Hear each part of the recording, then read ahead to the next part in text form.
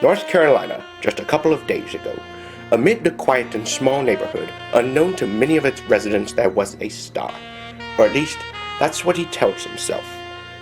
Joshua Gillespie, YouTuber, was just about done getting ready for Halloween this year, and had picked out what he was going to review. Now something is about to happen that will change all that.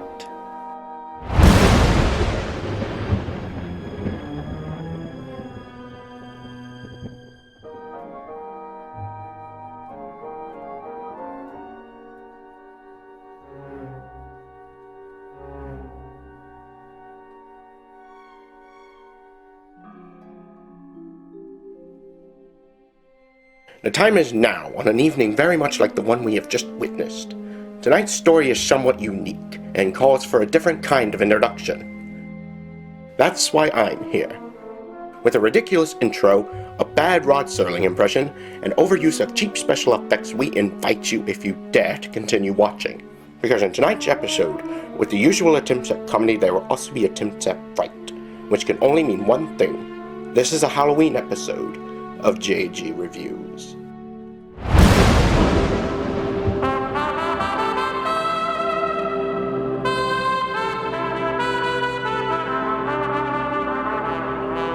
I know he's going to try and scare me.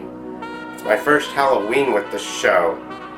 There's only one thing that scares me, and only one person knows it. And I don't think he would tell. Oh no. Guess what I found in that closet? Sid!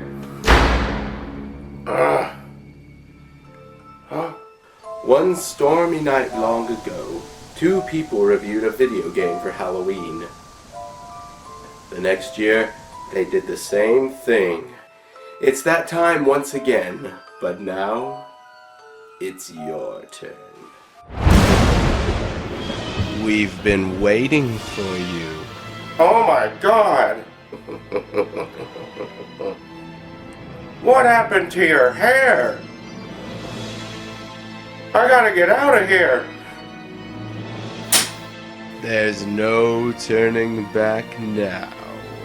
As always, I am your host, Joshua Gillespie. I'm being tortured! And welcome to JG Reviews Halloween 2014.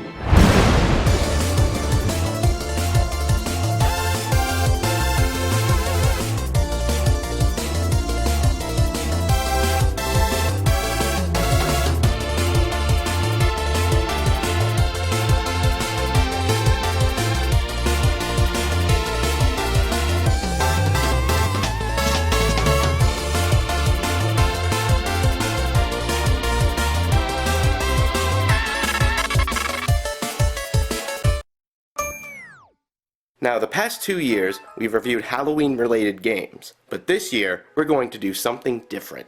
Because Wallace is here, we're also going to review a movie.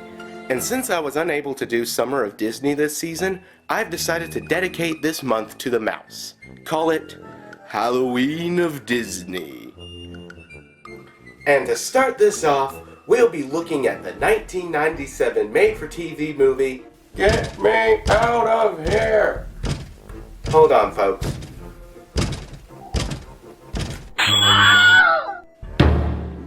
Man, this thing's awesome. We're looking at the 1997 made-for-TV movie, Tower of Terror. For those of you who don't know, Tower of Terror is based on the Disney attraction of the same name. Now, we've seen movies based on Disney rides like Pirates of the Caribbean and The Country Bears, but this one was the first. And the story of elevator passengers being sent to another dimension thanks to a lightning strike was certainly unique and had potential. So, how did they do? Well, it can't be any worse than this. Oh no! Country Bear has been crushed! And as someone who has a fear of elevators, this is obviously my favorite attraction. Well, let's see if this movie goes up to the top or drops to the bottom. This is Tower of Terror. First of all, I want to point out that this movie, unlike the ride, has zero connection to the Twilight Zone. So, don't expect Rod Serling to show up. The movie begins with a flashback, back to Halloween 1939, where a party is being held in the Tower of Terror, the Hollywood Tower Hotel. They do a good job of selling the 1930s look, even down to the Hollywoodland sign. And thankfully it didn't go for that stereotypical, oh, this is the 30s, so it has to be in black and white. Thanks. This is like an expanded version of the introduction from the ride. Heck, it was even filmed in the same location. That's something else I should mention. While the movie was filmed in California, most of the shots inside or outside of the hotel were done at the actual attraction in Florida. We get to see a little bit of the personalities of each of the passengers, and it sets the creepy but still fun mood without any major dialogue. The music is all we need. As you would expect, the 5 people get on the elevator, and as it goes up, the tension goes up, until finally the hotel is struck directly where the elevator is, sending the 5 passengers to the disappeared. After that, we jump to present-day 1997, where we see, whoa!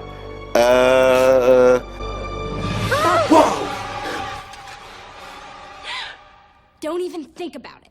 This is where we meet our 2 main leads, Steve Guttenberg as Buzzy Crocker and Kirsten Dunst as his niece Anna. Buzzy is a newspaper reporter taking pictures for his latest story. Do not grow up to be an actor. I don't think that was a joke. The acting here is decent, and the chemistry between these two is actually quite good. It's a gift. Wait, Really strange Kirsten Dunst in a movie where the main character works for a newspaper? I swear, if Steve Guttenberg starts going emo, I'm leaving. But it's not your typical newspaper. Talking dog possessed by spirit of Mr. Ed? No, he's that jerk that makes up those ridiculous stories that you see at the grocery store and your grandma can't help but pick them up. Really, truth doesn't count. Selling papers counts.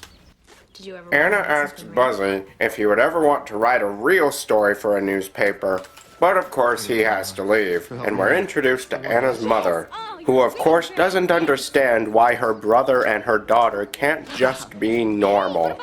Now, I would complain that the mother is a bit one-dimensional, but she's not in a lot of the movie, so, I can forgive it. Speaking of newspapers, that's where we're headed next, the Los Angeles Banner Building. Jill, the new fluorescents are here. Come on, where are the pictures of Spider-Man? Jill, he's here again. Buzzy shows up uninvited, trying to sell a story to the head of the newspaper, Jill, played by Nia Peoples. She turns down the story, but of course he can't just leave, because he forgot to explain some more pointless backstory about how they used to date. What is it you miss? Is it me? Or all this? It's just a thought. That didn't answer her question. You didn't answer my question. Exactly. We then see Anna walking down the street wearing a backpack as if she has just... Oh, whoops. When Buzzy arrives home... Mr. Hooper, what are you doing here? Oh boy. Anyway, when Buzzy arrives home, he discovers an old woman there, first appearing as a fan of Buzzy's work. But it turns out she has a connection to the Hollywood Tower story. Does this building look familiar? We get a better explanation of 2 things. What happened that night, and who one of the elevator passengers was. Child star Sally Shines. She claims that Sally's nanny was the cause of the accident. Oh, so Abigail was the girl we saw at the beginning of the movie. Okay, now it's starting to make sense. Kind of. She says that earlier that night, she saw Mrs. Partridge cast a spell that ended up backfiring. Now, how come you didn't ever tell anybody about this before? Because no one believed me. Too bad they didn't have Twitter. They'll believe anything. Dude, Breaking Bad is getting another season. Abigail tells Buzzy that she still has keys to the basement. She's finally able to convince Buzzy to investigate the story. You know what that means? It's Florida time. Honestly, they have some really good shots of the Tower of Terror. This is where we meet our comic relief. Oh goodness. Chris Todd, played by Michael McShane. Call me Q. They could have just made him a character who spits out catchphrases or whatever lingo was being used, but instead, he's just a guy who's too scared to go inside his own hotel. And throughout the movie, he has some really funny moments. And there you go. Good morning. Q's grandpa was the bellhop from the elevator story, and his great-grandpa built the hotel. So now he takes care of the building. We get our first look at the inside, and for a kids movie, it does a decent job of being spooky, including this legitimately unsettling shot of a statue just staring at us. But unfortunately, the natural creepiness is ruined by making this owl's eyes glow. Buzzy discovers the book, and as he's leaving, he notices the flower he placed in the vase has disappeared, and then... Cut to... sometime later, as Buzzy is reading from the book to Anna's mother. Who writes this stuff? Merlin. So Buzzy doesn't believe any of it, and plans to turn it into another one of his fake stories. Now, to any kids watching, pay attention. If your uncle ever hands you a wig and does this, get out as fast as you can. We see Anna dressed up and, oh gosh, whatever she was being paid, it wasn't enough. We're introduced to an actress Buzzy hired. I'm Claire. Claire Poulet. And as expected, Buzzy starts hitting on her. It's just you're too I young. think. Miss Partridge. She's an old witch. While that's going on, Did you hear that? It's music. Where's it coming from? oh, I'm sorry. I thought you guys just had fast passes. Buzzy follows the music, and as it gets louder, he begins hearing voices.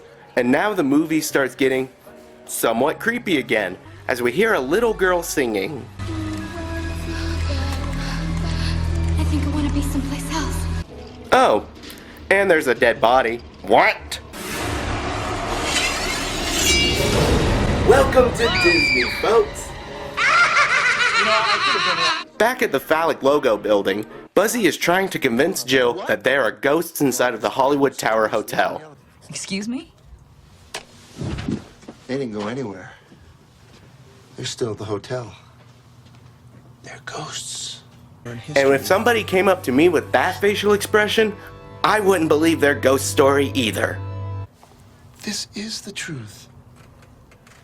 That's what you said 5 years ago. Wait, what happened 5 years ago? It's a mystery. Ooh. Even though Jill kicks Buzzy out forever, of course, she's still interested in his story. We cut to Abigail. Good, I could use some cheering up. She reveals that the reason the spell backfired was because Mrs. Partridge didn't have an identifier for the other passengers. Don't tell me this is Sally Shine's hair. Yeah. So now they are stuck in purgatory, and the only way to break the curse is to get an identifier for the other victims and use a spell on Halloween, which happens to be Abigail's birthday. The next day, we find out more about the other two victims. There was actor Gilbert London and singer Carolyn Cronson. They go into the hotel to find the identifiers with Q and... We found her. Ta-da! So I guess they're all gonna go in there... Never mind. Well, I guess it's up to Anna to save the day. Nope, she's just going to sit down. Remember how I asked what happened 5 years ago? Well, props to the movie. They explained it. Then a guy came to me with a hot story. He had a videotape. Showed the mayor taking a bribe from the mob. Wow. Turns out the video was a fake. The banner dumped the blame on me and kicked me out. No legit paper has hired me since. You would expect it to be something silly, but it's actually rather serious. Finally, Anna goes into the hotel. Anna is just looking around as we hear creepy sounds and see a hanging body. Well, on that happy note. Anna is able to find Gilbert London's glasses, but then the moment of truth has arrived, and the ghosts start appearing. It's you. And children are going to crap their Chicken pants. Oh, and the elevator's full of fire. What? Very bad girl. Nope, not even gonna look. can't hurt me if I'm not looking. Kids in Wallace are going to start crapping their pants. With just the simple saying of, I want to help you!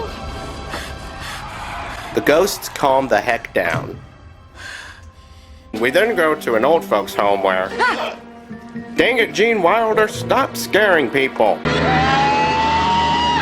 Jill is at this old folks' home, trying to find Abigail. Back at the hotel, they find the last identifier, the one for Carolyn. The ghosts reappear, and it turns out that Claire Poulet was... Carolyn Crossan is my real name. My stage name is Claire Poulet. And maybe I'm not such a bad actress after all. And since we're in the mood for twists... Now, what accident was that again? Well, you know, the accident, the night Sally Shine disappeared. I think that's when all her troubles began. Buzzer was telling the truth. But that's not all.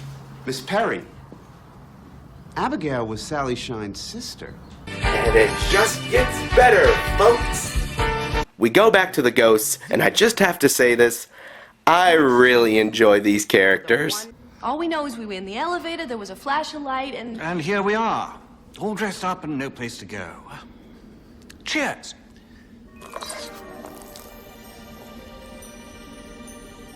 Whoops.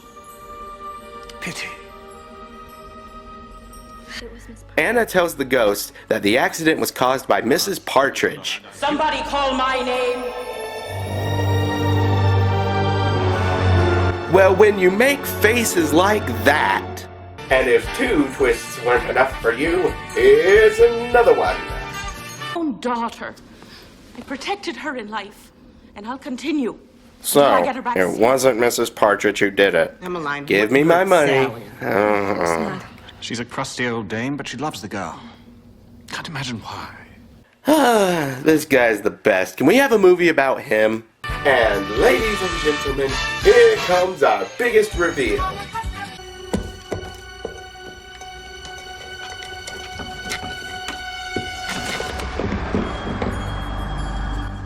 Yeah, that's not disturbing at all.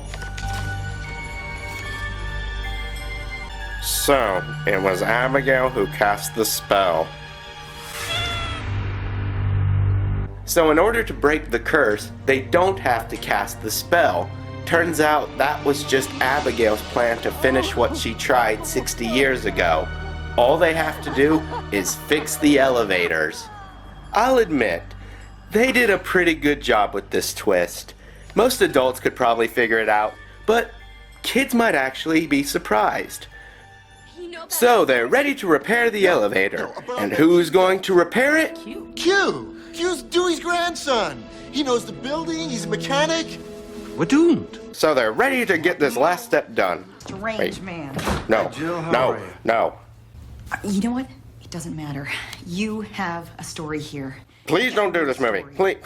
You're gonna run this story in the Banner? Welcome back, partner. Please don't do this movie. Uncle Buzzy, we got stuff to do. They can't. Please. You said you were gonna help them, but you lied. This is one of the worst things for a story. Yeah, so many movies do this, and it rarely works. At least we have Q. I'm not going in there without him. Yes, you are. Thankfully, they don't let that happen. But, uh-oh, guess who was hiding from them?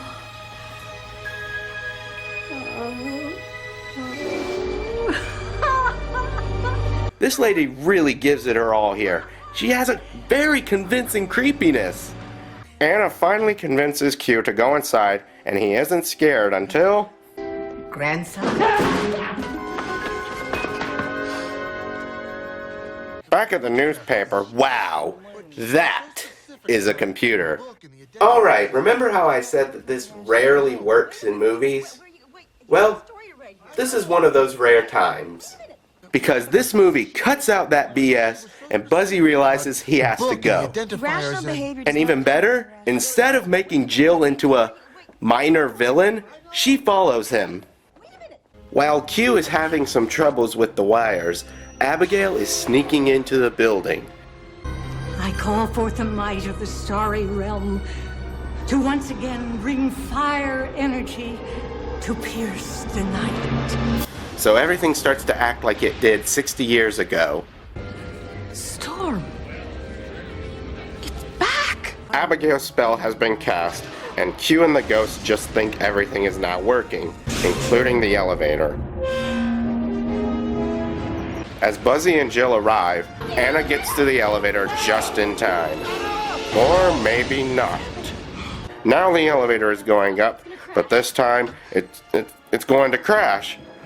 Nope, I'm not watching. Don't worry, folks. I'll take over. As the tension is rising, Buzzy, Q, and Jill find Abigail, and we get our last piece of the story.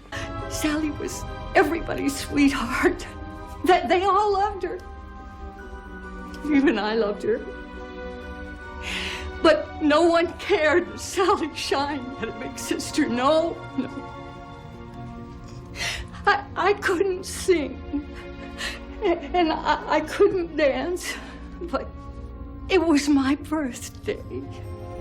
And no one even knew that. You know, that's actually kind of sad. Whereas in most kids' movies, the villain is just evil to be evil, Abigail at least has a reason. I mean, she might be going a little too far trying to kill her sister, but sibling jealousy is a real thing.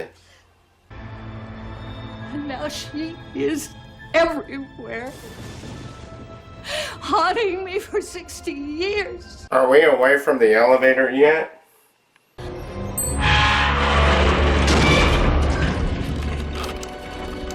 Here we go again. Nope. And if you weren't already in tears from Abigail's story, here, this should help. Sally, if you could talk to Abigail, what would you tell her? I'd tell her I'm sorry You're sorry for what? for not getting to her birthday party. My birthday. It was a surprise. You loved Abigail, didn't you? She was my best friend. Abby didn't care that I was a star. Don't say that. I even kept her birthday present. It was supposed to mean we'd always be together, but I never got to the party, so I couldn't give it to her. You, Disney! Well, time is running out, but that, let's make sure we have a happy family reunion. I just want to point out just how awkward Abigail and Sally are. That face right there sums it all up. Now it's a rush to the elevator to save Anna. Anna! It's T-minus 2 minutes of counting, Chief. Anna! There's an escape hatch on your side. Open it up!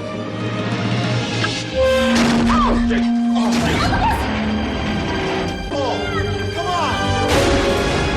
How are they gonna get out of this? You are about to discover what lies beyond the deepest, darkest corner of your imagination. In the Tower of Terror.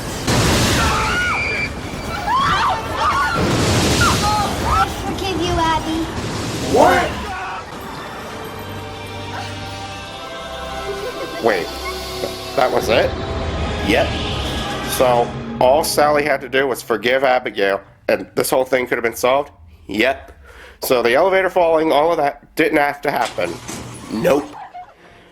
And with that, the spell is broken, and they can finally get to the party as we wrap this movie up. Sally and her family reunite, Claire gets to sing, Gilbert proposes to Claire, Q gets to meet the rest of his family, and Abigail and Sally pass away.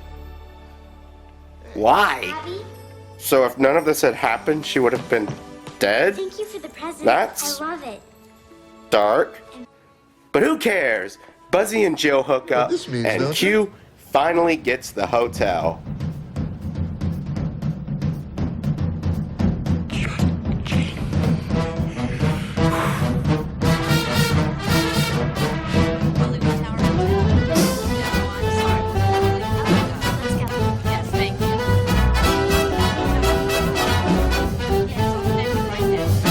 And that's Tower of Terror.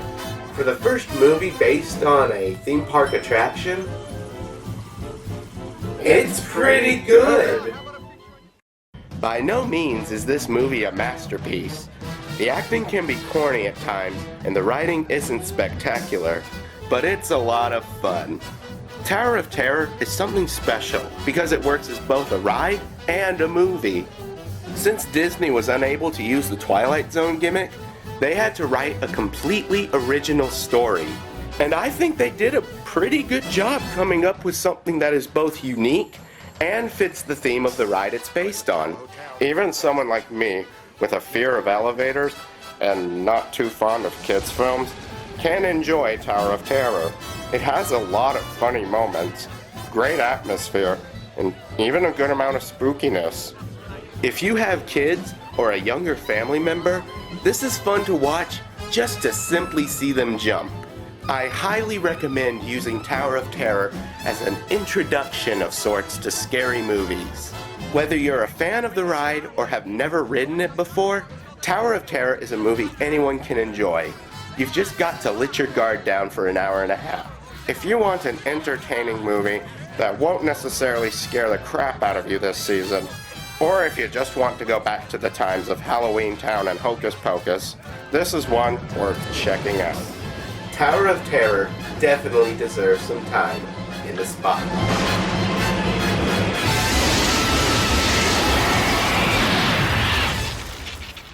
I must admit, Gillespie, that was fun. Certainly glad to be back.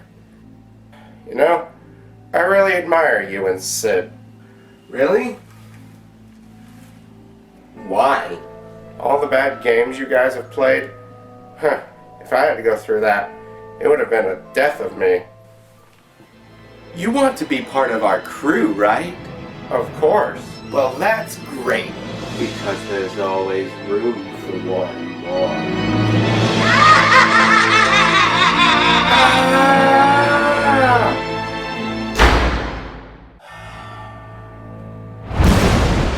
I am seriously getting concerned about the weather around here.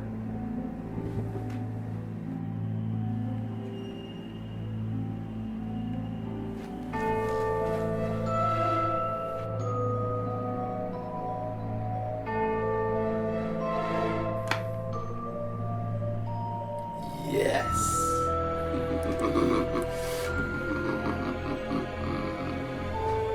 Now don't close your eyes and don't try to hide.